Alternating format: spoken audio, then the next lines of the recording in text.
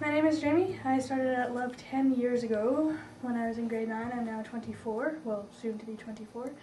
I started with Leave Out Violence. I was referred there by my foster mother who had heard of the program, and she thought that it would be something that I would benefit from because I was bullied throughout my education, and as a result, by the time I hit high school, I was pretty reserved and I was a pretty introverted person, and I didn't make a lot of friends.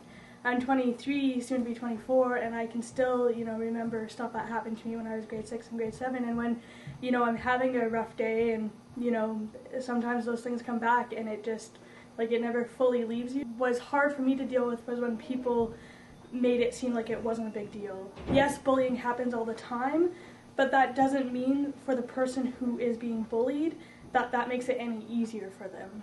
In high school I would have rather taken a punch to the face than have to deal with the people and the names that they called me. It went as extreme as in high school when after I broke up with my high school boyfriend, his brother, as a form of vindication, decided to start a petition and got people in my high school who didn't like me or, thought I was weird to sign it, and then he gave it to me.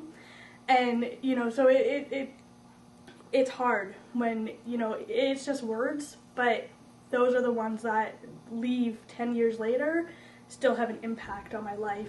I think as adults who work with kids, it's important to, emphasize with the youth that you're working with, but not trivialize.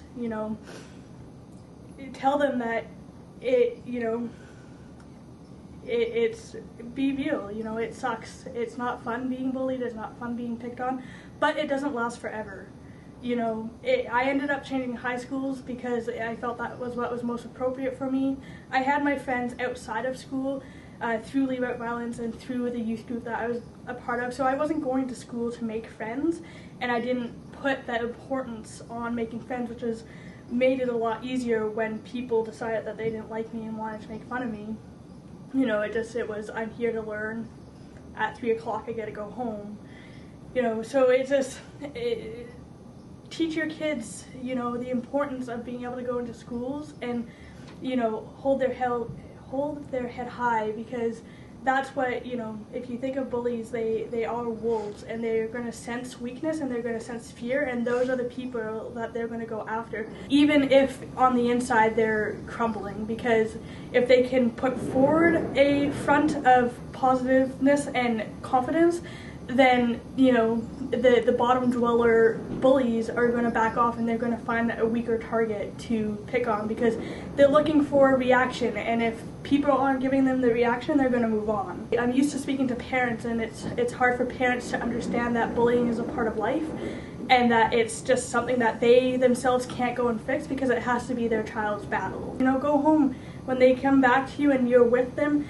Tell them about the things that you appreciate about them, the things that they have done that have made you proud. If you were to ask me 10 years ago where I saw myself, I'll be honest, I didn't see myself 10 years from now, because that was just how hard life had gotten with being picked on and whatnot. And I look at myself today, and and I'm proud of who I am. I just finished school, to be a legal assistant, and I'm ready to start the next 4 steps in my life, and and I'm able to look back at what I've been through, and I've only just broken the surface, but I'm able to look back and I can see a sign of where the strength that I possess now, because I can look at where I've been through and how it's helped shape me towards I am, because there's the saying that within every rain cloud there's a silver lining, and it's true.